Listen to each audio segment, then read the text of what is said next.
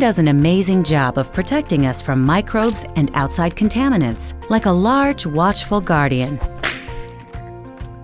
But when you're designing stick-to-skin medical devices, skin can be a fierce adversary. In this video series, we'll help you understand the unique challenges skin poses and help you choose appropriate adhesive materials for your applications so you can make skin your friend.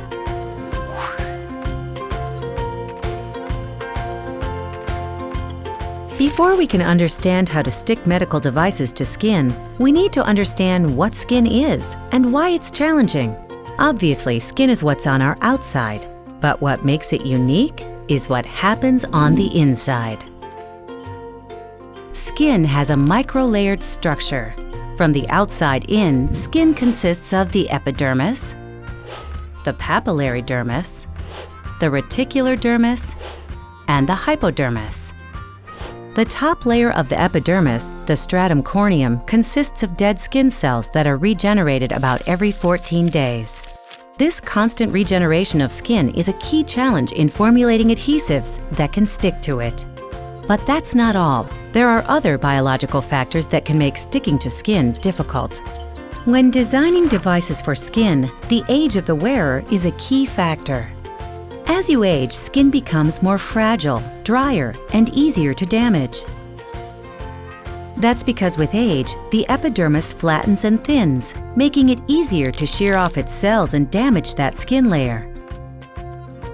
We also lose hyaluronic acid, which gives skin its sponginess, so skin becomes more fragile and brittle. Babies also have fragile skin. In neonates particularly, the epidermis is not fully developed, so the skin layers are much thinner than normal.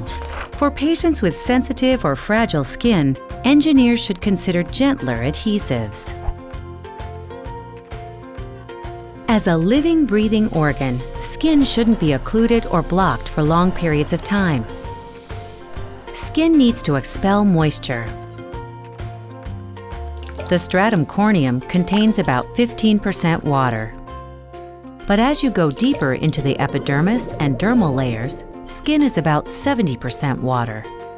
That water is constantly trying to make its way up and out through the top layer of skin.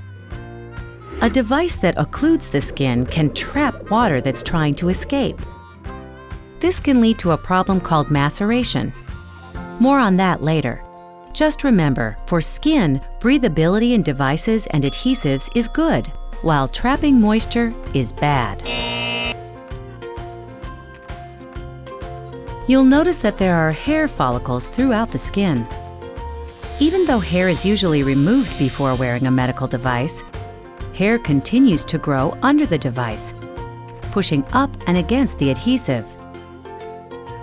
Hair follicles also contain microbes, which can potentially lead to folliculitis, which is an inflammation of hair follicles that accompanies infection.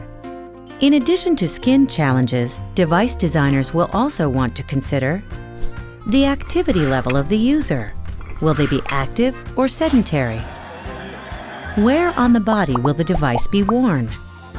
How long will it be worn? What materials will it need to be compatible with? What's the manufacturing process? Is sterilization required? It's a lot to think about. What's a device engineer to do? We suggest joining us for our next chapter, Befriending Skin with the Right Adhesive.